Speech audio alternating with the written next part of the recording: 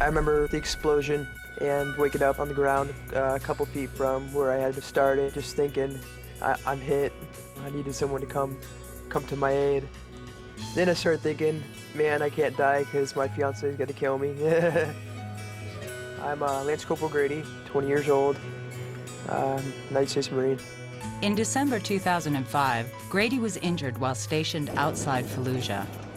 Lance Corporal Grady unfortunately sustained pretty serious injuries over in Iraq.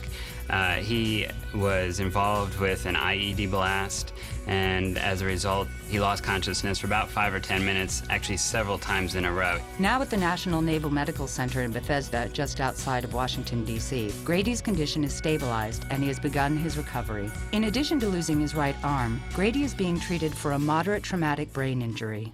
A traumatic brain injury, or TBI, is caused by an external physical force to the head, like a blow or an explosion, as opposed to an internal cause like stroke or aneurysm. To think about how the brain works is to realize that the brain controls all of our emotions, our movements, our actions. It allows us to engage in conversation, in our relationships with others, to think not only about what we're going to do, but about the future, to reflect on the past. Neurologist Dr. Deborah Warden is on staff at Walter Reed Army Medical Center in Washington, D.C. Like Bethesda, it's one of the first stops in the U.S. for wounded soldiers. The brain can be affected by traumatic brain injury in several ways. The most obvious is a penetrating brain injury. With a penetrating brain injury, the dura, or the tough membrane that encases the brain inside the skull, if that's been penetrated, we call it a penetrating brain injury. Whether that penetration is by bone or by a fragment of a munition, gun, something like that. A penetrating wound creates a focal injury causing bruising and swelling to specific areas of the brain.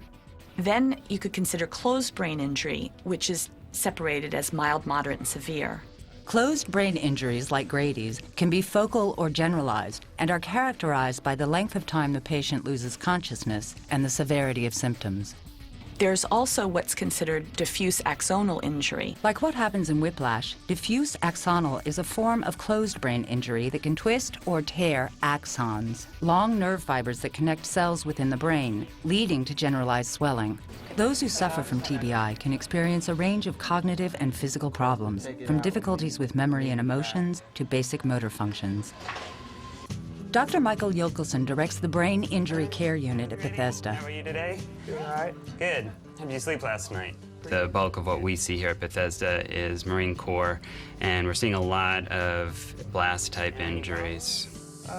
No, not too bad.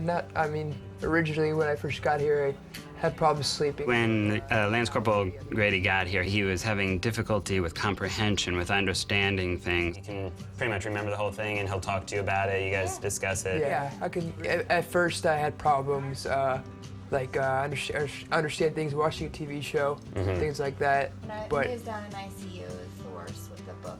I read Joey a book down in ICU, and he just said, I just want to hear your voice, so just read to me, just talk. He's like, I just want you to do. And so I was reading the book, and I was about a chapter in, and he's like, stop. He's like, I just can't comprehend it. I couldn't understand, what she was reading to me, but now I'm a whole lot better. Okay. I think the attitude regarding brain injury is certainly changing in medicine as a whole. In fact, this was the decade of the brain, and so there's been a lot more public awareness of it.